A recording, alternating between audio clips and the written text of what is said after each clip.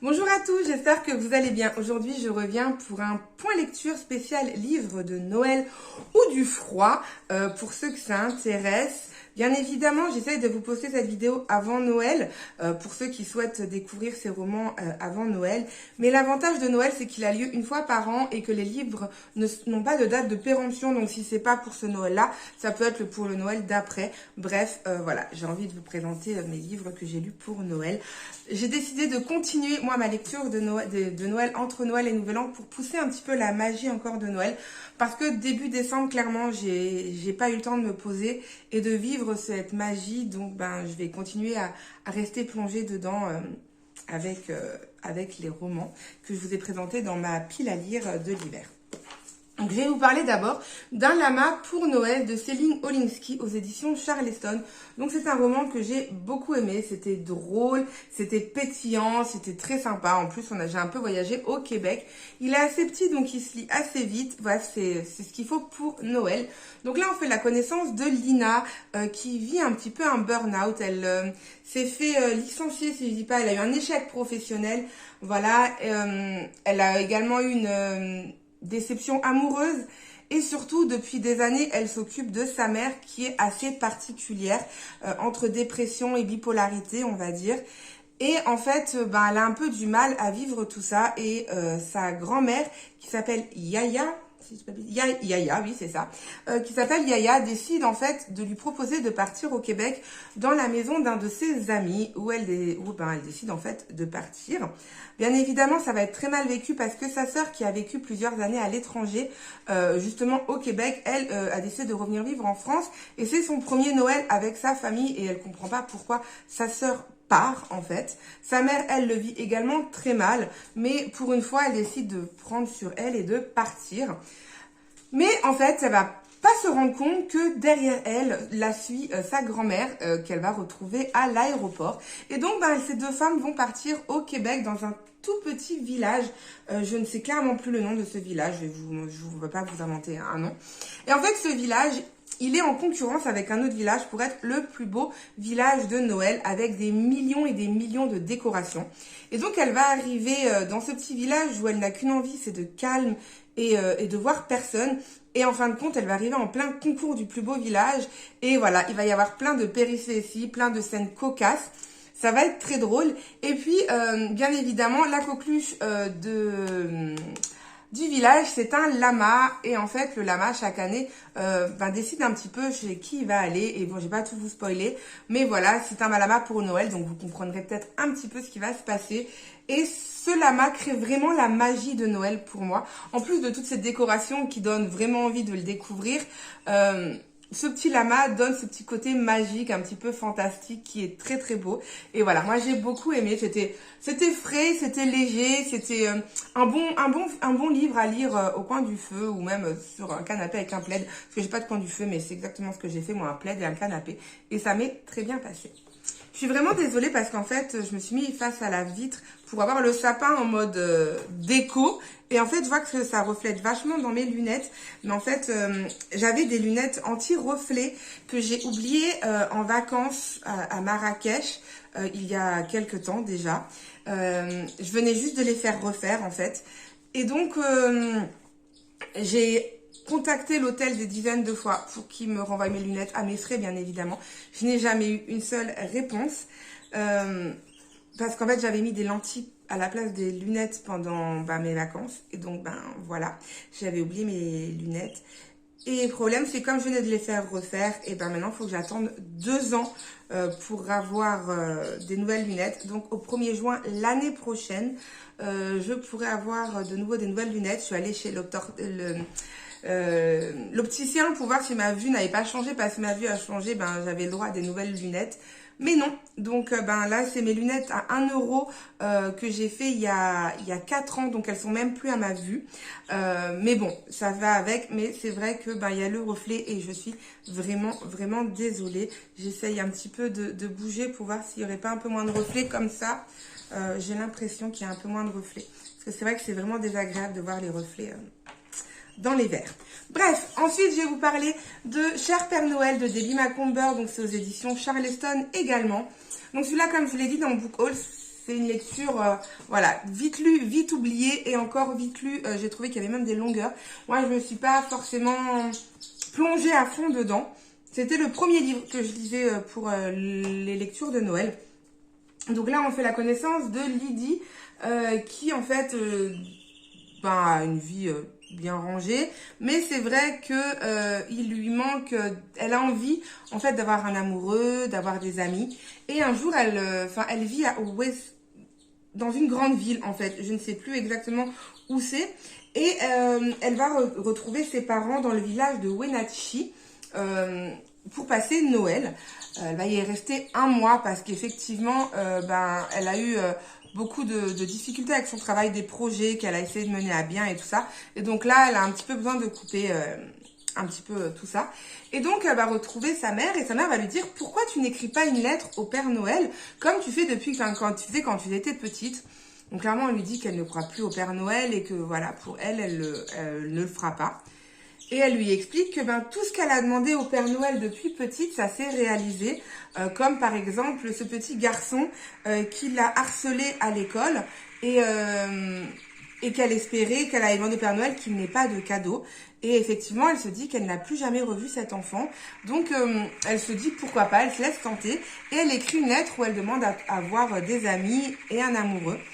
Et bien évidemment, très vite, elle va retrouver une amie d'enfance de ce petit village. Il va se passer pas mal de petites choses. Bien évidemment, tout est très, très déjà vu, on va pas se mentir. On sait exactement tout ce qui va se passer. Alors oui, ça peut être la trame d'un roman de Noël, hein, clairement. Souvent, on sait que ça finit en happy end, hein, ça finit jamais en très triste. Enfin, si, j'ai vu un film la dernière fois que j'ai pleuré pendant 3 jours. Mais bon, voilà, c'est quand même léger. Et c'est vrai que, voilà, chaque fois, je me dis, oui, il va se passer ça, et ça n'avait pas loupé. Et j'ai trouvé que entre chaque petite scène, entre chaque petit, on va dire, moment fort, il y avait vraiment quelques longueurs. Et pour un livre de 180 pages, voilà, moi, c'est un roman que je peux vous conseiller si vous aimez La Plume de Demi Macomber, si vous aimez les romans vite lus, vite oubliés, très légers pour l'hiver. Voilà, il y a écrit que c'est une romance de Noël douce et pleine d'humour. J'ai pas trop rigolé, je vous avoue. Mais voilà, je suis toujours franche avec vous et je vous parle de tout, mes déceptions comme mes coups de cœur. J'en parle comme ça et je préfère voilà, que ça, comme ça vous le savez. Ensuite, j'ai lu Le Bonheur arriva du froid aux éditions Hérold de Carole Cerruti. Donc ça, c'est un roman que j'ai beaucoup aimé. Donc il est un peu plus épais que les autres. Il fait 350 pages. Et c'est vrai que celui-là, j'ai beaucoup apprécié. Tout simplement parce que j'ai trouvé que, en plus de se passer dans le grand froid avec la magie de Noël, il y avait aussi une belle morale à cette histoire. Et j'ai trouvé que tout était bien fait. Donc là, pour la petite histoire, donc c'est l'histoire de, je ne sais jamais les noms, de Marie qui a un avenir clairement tout tracé. Son père a une entreprise de décoration d'intérieur où elle travaille également. Elle n'a pas besoin de se soucier de l'argent parce que ça coule à flot chez elle. Un petit peu à la Paris Hilton à l'époque où elle faisait beaucoup le buzz. Et en fait, elle invite ses amis régulièrement à boire, à faire la fête, à faire plein de petites choses. Et en contrepartie, elle travaille chez son père, mais elle se met pas trop la pression, même si elle est en concurrence avec, je ne sais plus son nom, je dirais Miles, mais clairement, je ne suis plus sûre. On va l'appeler Miles, hein, si c'est pas ça, je suis désolée.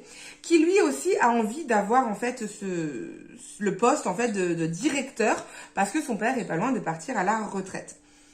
Mais pour ses 30 ans, en fait, son père décide de lui faire un cadeau assez particulier. Il l'envoie en Suède, en Norvège, en Finlande, voilà, où en fait, elle a hérité d'un cottage de sa grand-mère. Et donc, elle va décider d'y aller. Et en arrivant là-bas, elle va se rendre compte que c'est dans un tout petit village où elle connaît personne, où il y a des heures et des heures d'avion, de bus, de train, de tout ce que vous voulez.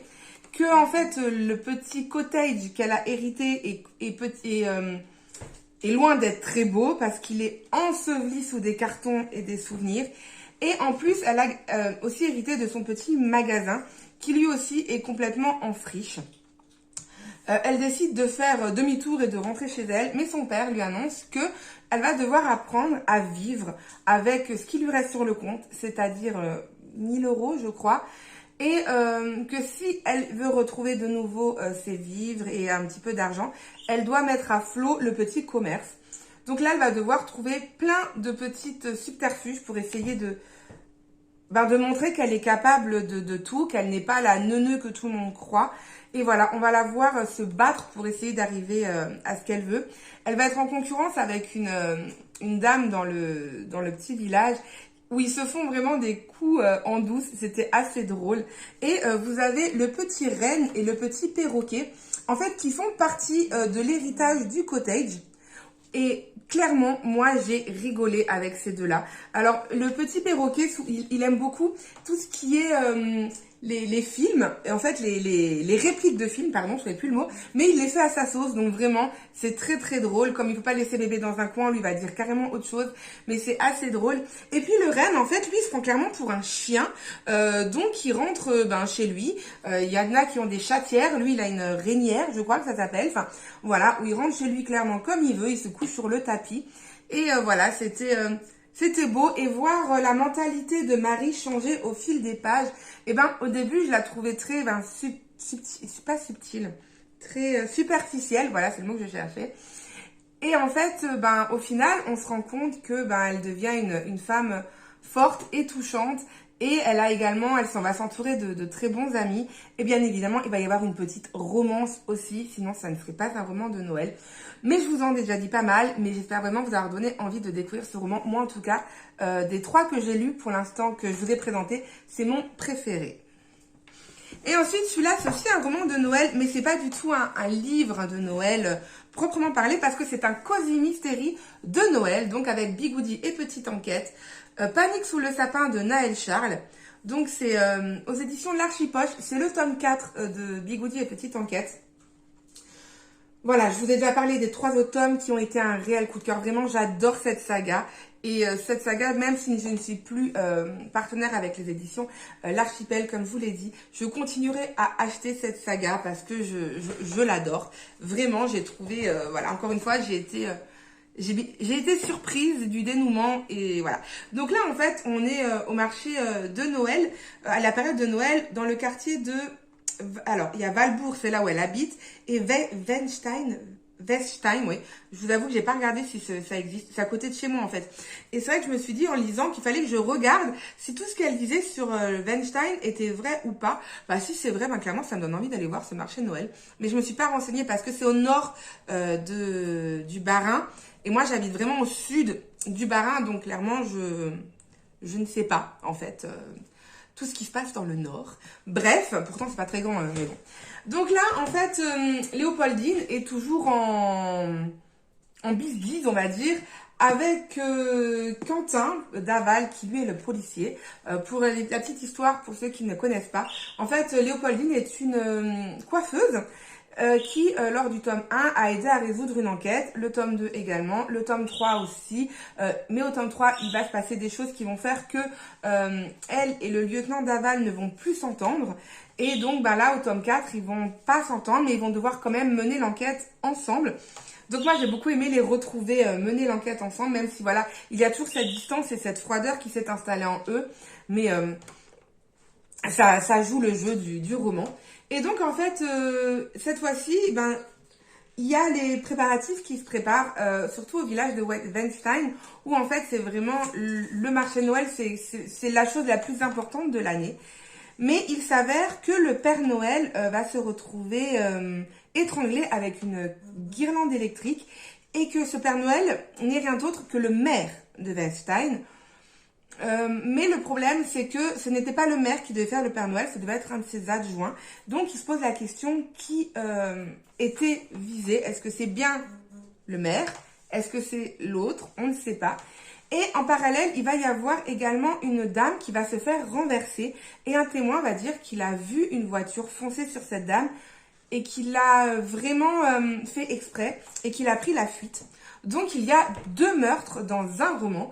Et donc, il va y avoir plusieurs enquêtes. Et j'ai trouvé que c'était vraiment bien fait. C'était, encore une fois, des scènes cocasses, des scènes drôles.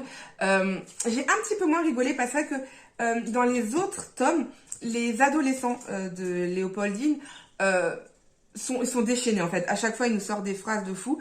Mais là aussi, j'en ai retenu quelques-unes. Comme, moi je dis souvent, c'est pas le couteau le plus aiguisé du tiroir pour dire en gros que t'es con. Hein. Et ben là, le jeune, le fils de Léopoldine va dire, t'es pas le pingouin qui glisse le plus vite sur la banquise.